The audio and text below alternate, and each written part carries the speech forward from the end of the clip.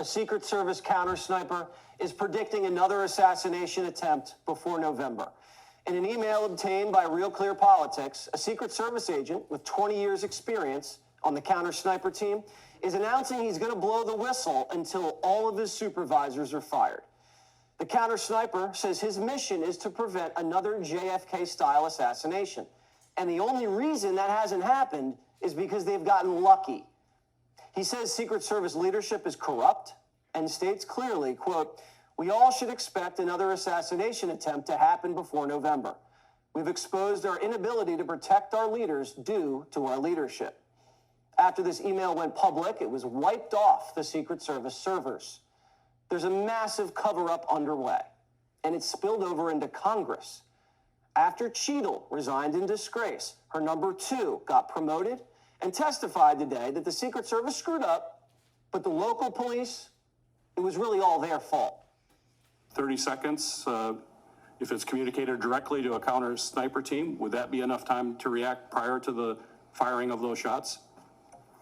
Senator, if we'd had that information, they would have been able to address it more quickly. It appears that that information was stuck or siloed in that state and local channel. Were explicit instructions provided to cover the roof of the AGR building and locals just not follow it, or were those explicit instructions not provided?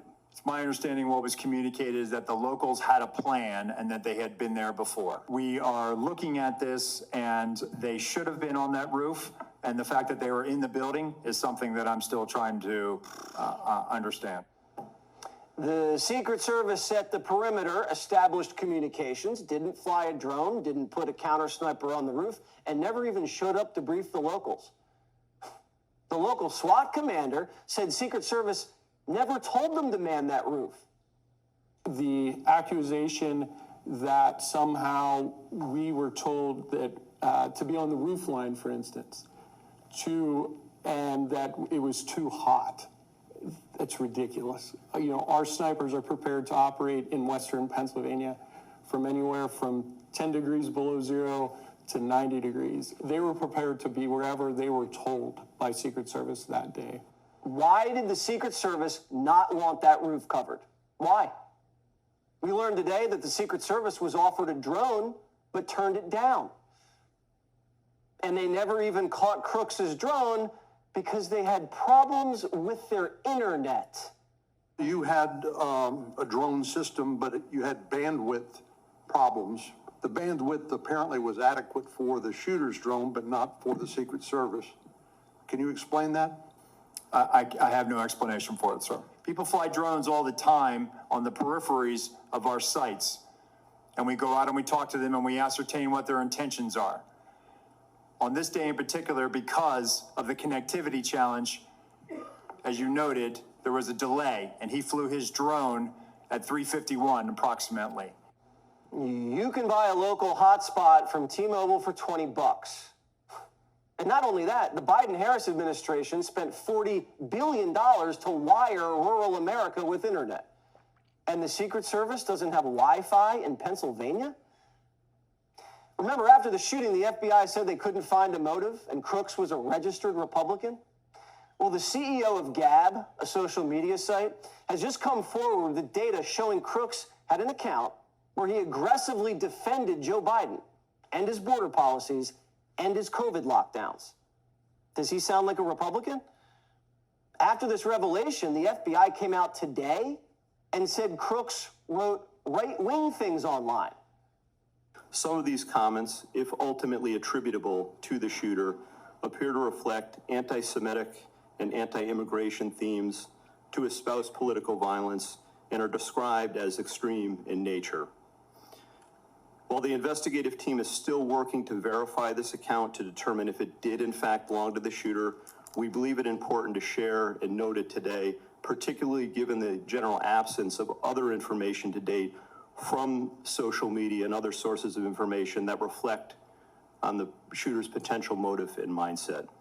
Why is the FBI acting so sketchy and dishonest about Crooks's political ideology? We don't care if he's a right-winger or a left-winger. He tried to kill Trump. Why is the FBI working so hard to muddy up his philosophy? He's a Democrat donor. Then he's a Republican. Then he's pro-Joe Biden open borders. Then he's anti-immigrant. Why are the feds treating a dead assassin so cryptically? And why can't they crack into all of his accounts? We can hack the Iranian nuclear program, but not a 20-year-old's blog? I'm not buying it. And why don't we know the name of the Secret Service site supervisor in Butler? The man who made all these wrong calls all at once, all on the same day?